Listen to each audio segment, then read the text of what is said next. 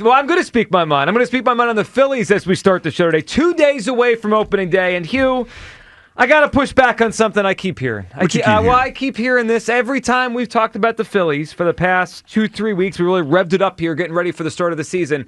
I keep hearing, well, we'll see what happens in October. We'll see what happens in October. Yeah. As if it's a lock. As if October is a lock. And I'm not here to sound any alarms. I just want everyone on point as a fan base to start this season. No, I'm not poking any bears.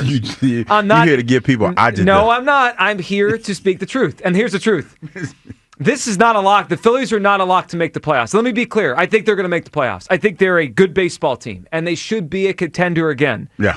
But there's a sense out there, wake me up when October starts, and I think that is it's not. I don't feel that way. 215-592-9494. Here is what I see as the season starts. I see a team that we as a fan base need to have a sharp eye on the entire season. Hopefully, Dombrowski has a sharp eye on it, and hopefully Topper does too, because I don't view them as a lock. The NL is loaded. If the Phillies were in the American League, I think we could just kind of take a little nap, relax. October will be here before you know it. Take a little nap. Yeah, take your foot off the gas as a fan. The AL's not as good. The NL is really good. The Dodgers are the best team in baseball, obviously. They just come off the World Series. They're even better. The Braves will be better this year with Acuna and Strider back. The Mets, who came on, and we know what happened at the end of last year, added the best hitter on the planet in Juan Soto. The National League Central has to have a team that makes it anyway, so that's one team that just will get in the playoffs. Arizona missed it by one game last year and added one of the best pitchers in baseball. They're going to be good again. They were in the World Series and beat us 2 years ago. You start kind of looking at the numbers here, there's going to be a good team that misses the playoffs. In fact, I'm going to say this right now. I think the team that finishes in third place in the NL East could absolutely miss the playoffs. Is that the Mets? Maybe. Is it the Braves? Maybe. Hugh, I'm looking at a team right now, and I know people don't want to hear it, but I'm sorry. I got to tell you the truth. They were 500 in the second half last year. If they play like that again, it won't be good enough. And I'm looking at question marks at catcher, where JT had a down year last year. Shortstop, hello. I mean, it's one of the biggest question marks in the league. What is Trey Turner? Bryson Stott at second, Bowman at third, question mark in left field, question mark in center field. Look, they have 3 outstanding starting pitchers. They've got a great first baseman in Bryce Harper, and they've got one of the best sluggers in Kyle Schwarber. That should keep them in the mix. But Hugh, I don't feel like this is a lock. They have to play really well for 6 months to make the playoffs. Hugh, how you feeling 2 days before opening day? Are Bullish. The Phillies a lock? Yes, they are a lock. I think that when you look at what they've done in the past couple of years since Topper's been here, they better make the playoffs because guess what? All that conversation we had about Topper being on the hot seat and things like that, if you mess around and you regress every year to the point where you don't make it to the playoffs, then guess what? Nobody's comfortable. Nobody should be comfortable. Nobody should be safe, for that matter, Joe. So I think that they are going to make the playoffs. When you talk about the hitting that they have on this team, that it's just unfortunate for us that the hitting went cold at the worst time it could possibly go cold.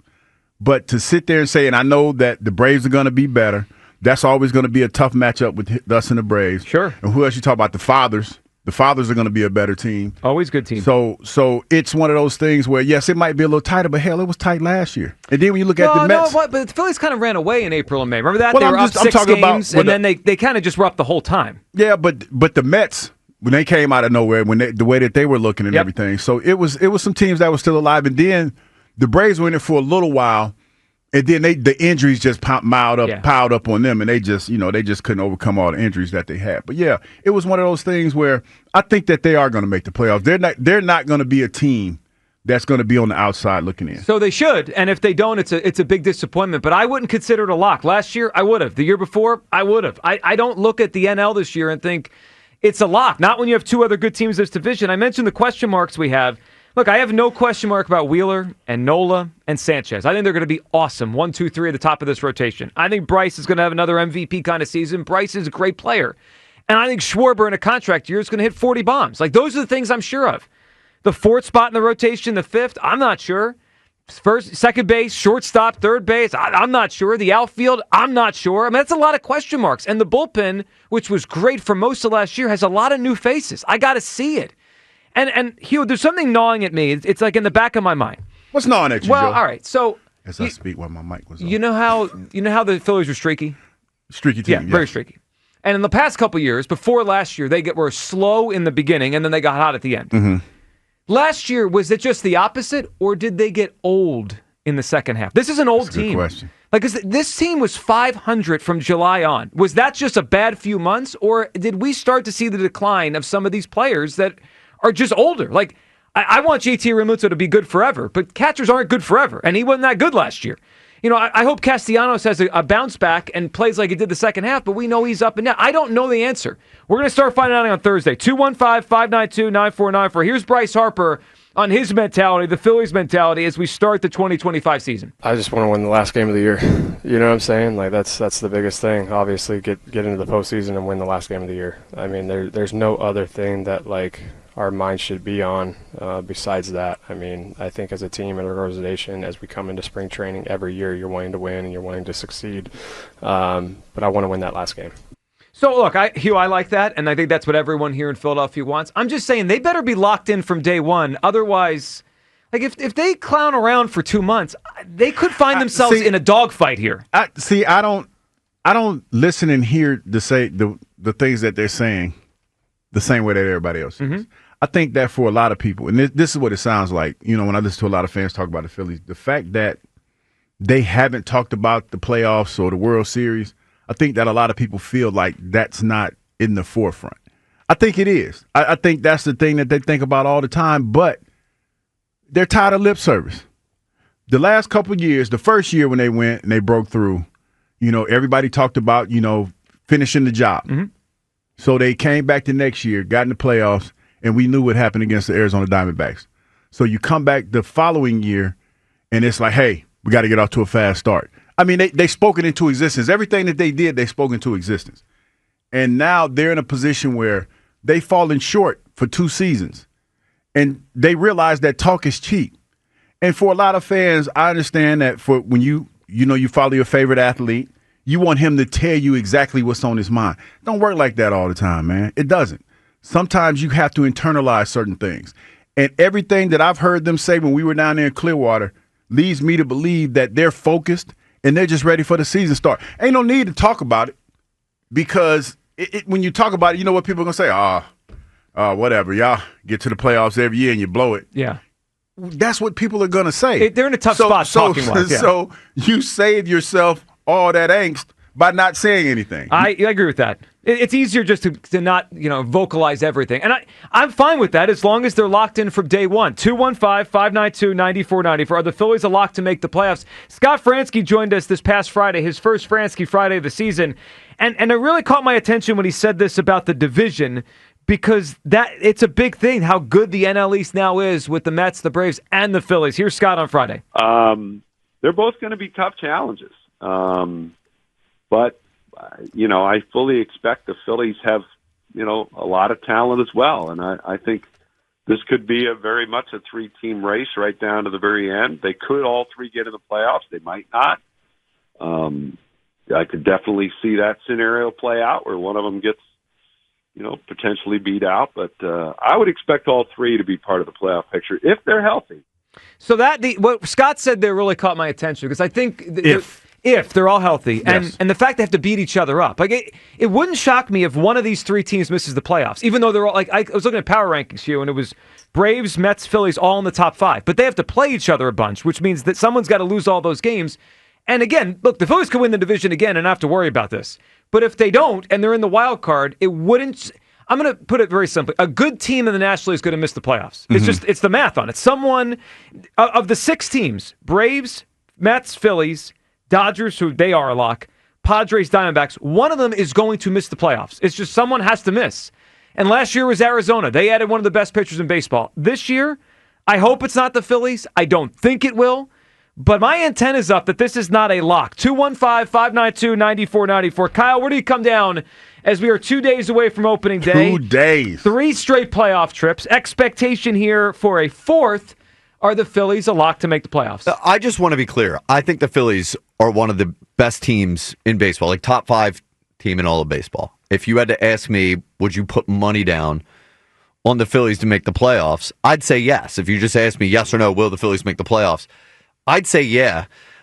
Lock is a little bit too strong for me, though. It just is. You mentioned Scott just mentioned it with the three-team race in the NL East. The Braves are the favorite to win the division. The Phillies aren't. Yep. So if you do that math, then you're stuck between 3 wild card spots between maybe you and the Mets. The other 2 teams in the NL West that won't win that division if it's the Dodgers, right? Then you have the Padres and the Diamondbacks. And then who knows, between the Cubs and the Brewers, if one of those teams win the division, the other team might be right there too. It's just loaded in the NL. So, I mean, especially if... Of course we're looking at other people's grass. Yeah. This is the... We're fighting with those grass I think if you look it up... You fight with the grass. Yeah, if you look it up, the Phillies have about a 70% chance. I'll take that. I think to make the postseason. But Hugh, that's not a lock. It just isn't. Especially if we see the team that, let's be honest, the Phillies showed their true colors in the second half of last season. If that team shows up, they will miss the playoffs. They were that team they were more of that team than they were the team in the beginning of the season. We know that now. If that team shows up, they're in trouble. They're definitely not a lock. You say the Braves are. They're the favorites. Well, they're the favorites, yeah. Ronald Acuna's going to be ready for the beginning of the season? I don't think so. May-ish. Okay, so there's that. I can't think of his name right. Spencer Strider's not going to be ready. Not yet, but I watched him a little bit spring training. He looks like he's ready, but I think May-ish for him too. They're backing that up. So I say all that to say that you're talking about the number one team or the projected number one team in the East is still dealing with a bunch of injuries. That's what sidelined them. That's what railroaded them last year. Of course, no question. It's going to take them a while to get going. Now, to your point, Joe, Phillies can't mess around with this. But I don't feel like, when people say that the Braves are going to be better, that's not necessarily true. Because Ronald Acuna, this is like his second knee injury or something like that, some severe knee injury. So there's a chance he's not the same anymore. Yeah, it's a chance that he doesn't come back and be the guy that he was before he left. So there's some wiggle room there. Well, so you're right on the Braves, but the X factor in this, and I know we like to have fun at their expense, the Mets were better at the end last year, and they added Juan Soto. Again, I don't know how. We'll see what they do over 162. Their pitching is a question mark. But they did add Juan Soto to a team that was in the NLCS. And we can be honest. While the Phillies aren't dealing with as many injuries and question marks in that regard as the Braves are, we have some stuff we got to figure out, too. We're heading into this season with 2 different lineups already. That is true. We got 2 leadoff hitters here. Well, I tell you, y'all wrapping up. We 2 days before y'all get. Yeah, no. We are pushing the envelope. So the Phillies do. All right, 215-592-9494. That's how you hop board. We got a lot to talk about today. We will have a great prize to give away. What are we giving away? You know what we're giving away today. We're giving away, it says on my paper, as it always does, a $94 gas card from Sunoco. Yeah, but you go doing what you ain't supposed to do. Well, I thought by now they would pick up on this, that we do even numbers here, round numbers, $100 gift card to Sunoco. We'll tell you about that coming up in a little bit. I have to get everyone on board with something that I wrote something down earlier. I'm going to give a plea later in the show for something we need to do as a fan base. We'll get to the Daily Mock later. A lot to do on the show today. We start here, though. Are the Phillies a lock to make the playoffs? I don't think they are. I think they really need to play their best baseball for 6 months, and then they'll get there. They have enough talent. But this NL is loaded, and if they play like they did down the stretch last year, we're going to be biting our nails in August and September.